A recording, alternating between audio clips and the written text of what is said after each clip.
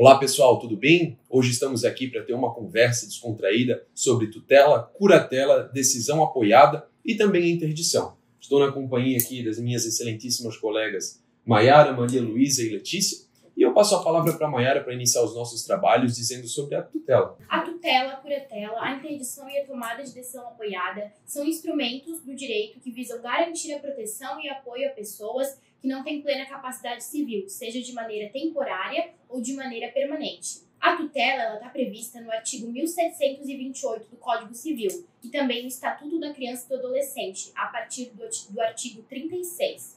Ela é uma forma de representação legal. O tutor ele assume o dever de cuidar da pessoa e dos bens do menor, garantindo o sustento, a educação e a proteção legal. O doutrinador Silvio de Salvo Venosa define a tutela como munus público de natureza protetiva, ou seja, uma obrigação imposta pelo Estado para proteger o menor desamparado. É uma função de confiança e responsabilidade, não um privilégio. Um exemplo clássico é quando a criança perde os pais. O juiz ele deve nomear um tutor, que geralmente é um parente próximo, para representar a criança em todos os atos da vida civil, como administrar bens, tomar decisões médicas ou escolares, sempre sob a fiscalização judicial. Quem pode ser o tutor? Isso está previsto no artigo 1729 do Código Civil, que dá preferência a parentes próximos ou pessoas nomeadas pelos pais em testamento. Mas o juiz ele sempre analisa se a pessoa tem condições morais e materiais para exercer o encargo.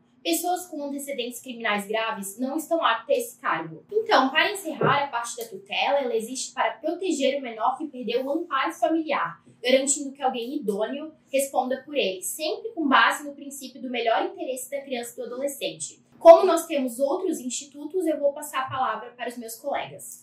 Bom, agora tratando sobre outro instituto do direito civil, eu vou tratar um pouquinho com vocês sobre a curatela. Então, esse instituto, bem como a Maiara colocou na questão da tutela, depende também de uma decisão judicial se tratando da curatela, né? Porém, esse se trata de uma instituição visa a proteção de maiores e ela é uma medida excepcional. Algo que é importantíssimo a gente ressaltar que, em razão do artigo 6º da Lei 13.146 de 2015, que passou a ser interpretado, compreendido como plenamente capaz aquele que até então havia a presunção de incapacidade, que seria a pessoa com deficiência. Vocês podem se perguntar, tá, mas quem é passível de curatela? Lá no Código Civil, no artigo 1767, aqueles que por causa transitória ou permanente não puderem exprimir a sua vontade, também os ébrios habituais ou viciados em tóxicos e os pródigos estão sujeitos à curatela. E a curatela do pródigo, que eu posso trazer de exemplo para vocês, é que ela exclusivamente vai atender ao caráter patrimonial. Sabendo já quem pode ser alvo, quem pode ser a pessoa que será sujeita a essa curatela, nós precisamos saber quem será o curador. Afinal, se a gente tem uma pessoa que vai ser assistida, também tem aquele que vai cuidar dessa pessoa. E também o Código Civil nos traz, tem um rol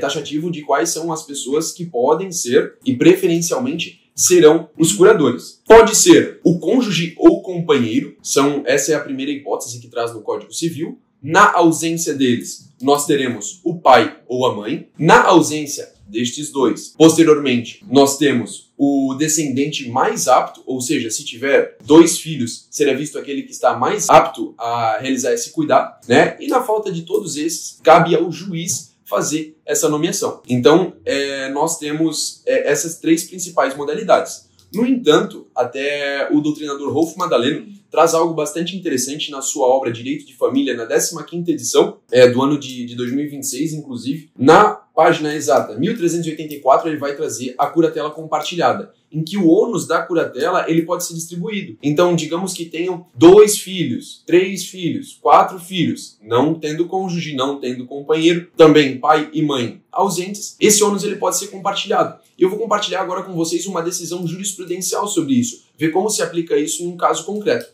Então vamos lá. Bom, esse caso que eu vou trazer para vocês é um caso do TJ do Distrito Federal. Claro, visa o melhor interesse do interditado, é sobre uma curatela compartilhada e já haviam sido nomeadas curadoras e as filhas vinham exercendo na prática a curatela compartilhada da interditada. Então, basicamente, o que aconteceu nesse caso, nesse acórdão, foi homologado, realmente registrado, o que na verdade já vinha ocorrendo. Até porque essas 2 filhas, elas eram muito zelosas, claro que cada caso na verdade é um caso, mas elas vinham compartilhando já desse ônus. E o juiz reconheceu, os desembargadores reconheceram essa realidade e, inclusive, uma delas providenciou moradia próxima à residência do curatelado, que foi destacado também na ementa. O que a gente vê muito claramente nesse tipo de processo é que vai visar sempre o melhor interesse do interditado. Esse é o Instituto da Curatela, a Mayara também destacou bem sobre o Instituto da Tutela, que também visa o melhor interesse da pessoa que está sendo assistida. E é basicamente isso. Agora eu passo a palavra para as minhas colegas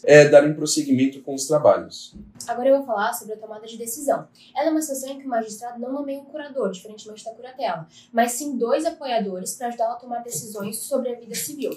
O apoiador aqui fornece informações necessárias para a pessoa apoiada. A solicitação da tomada de decisão é feita perante um juiz pela parte apoiada sobre um termo, que deve constar limites de apoio, compromisso dos apoiadores, prazo de vigência e respeito à vontade, desejos e interesses do apoiado. O juiz, assistido por um time multidisciplinar, deve ouvir primeiro o Ministério Público, o requerente e as pessoas que prestarão apoio. A decisão feita pela parte apoiada também tem efeito sobre terceiros, desde que no limite do apoio do negócio acordado. Isso é dito no artigo 1783-A, parágrafo 4º do Código Civil.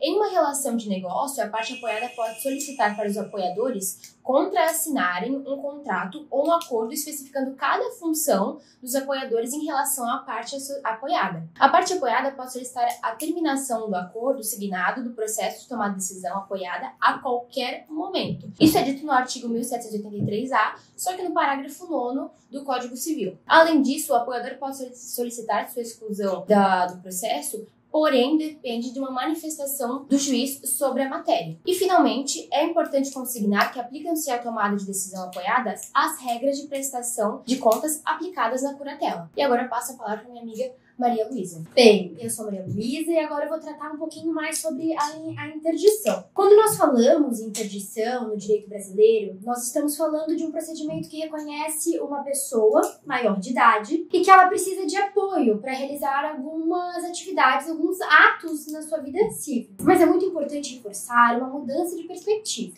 Depois da Lei Brasileira de Inclusão, a LBI de 2015, a interdição passou a ser uma medida realmente excepcional. Ou seja, só deve ser aplicada quando não houver nenhuma outra forma de garantir a proteção e a autonomia do indivíduo. Por muito tempo, a interdição era praticamente sinônimo de incapacidade total. A pessoa era afastada de quase todas as decisões e a própria vida. Só que essa visão mudou. Acredita-se agora que para melhor. Hoje, a interdição não tira da pessoa sua capacidade como um todo. Pelo contrário, o juiz precisa analisar cada caso e limitar com precisão quais são os atos patrimoniais a pessoa pode ou necessita de ajuda. Isso é uma lógica de proteção e não de exclusão. Isso conversa diretamente com o artigo 85 da LBI também, que deixa bem claro que mesmo sobre a interdição, a pessoa mantém os direitos fundamentais, como o direito do próprio corpo, à sexualidade, ao casamento, ao trabalho, ao voto, e tantos outros que garantem a dignidade humana. Ou seja, a sociedade não pode apagar essa pessoa. Ela continua sendo protagonista de sua própria vida.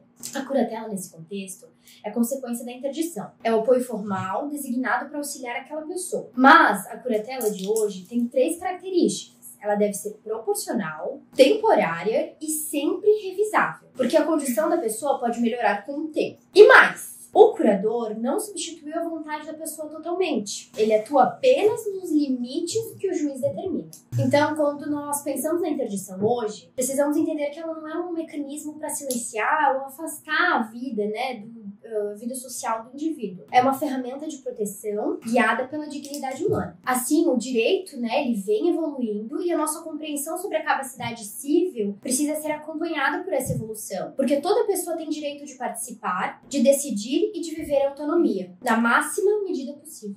Gente, uma das coisas que eu mais achei interessante é que a gente está realmente tratando de diversas formas de assistência. E muitas vezes a gente está tratando com pessoas que estão em situação de vulnerabilidade social e, querendo ou não, a realidade já é um pouco mais dificultosa. E esse amparo legal, e a gente vê que também, além de amparo na legislação e na doutrina, também a gente já tem um respaldo jurisprudencial sobre isso. Então é bastante interessante ver essa evolução do direito. Como eu trouxe aqui a questão do Estatuto das Pessoas com Deficiência, a Lei 13.146 de 2015, que trouxe essa mudança. alternativas. Então, com essa evolução, a gente vê que o direito ele não está parado e ele vem sempre buscando novas alternativas de realmente, vamos dizer, sanar as problemáticas das novas realidades, né? Isso, e como isso tem grande valor hoje em dia, porque cada vez mais está tendo visibilidade com pessoas com comorbidades e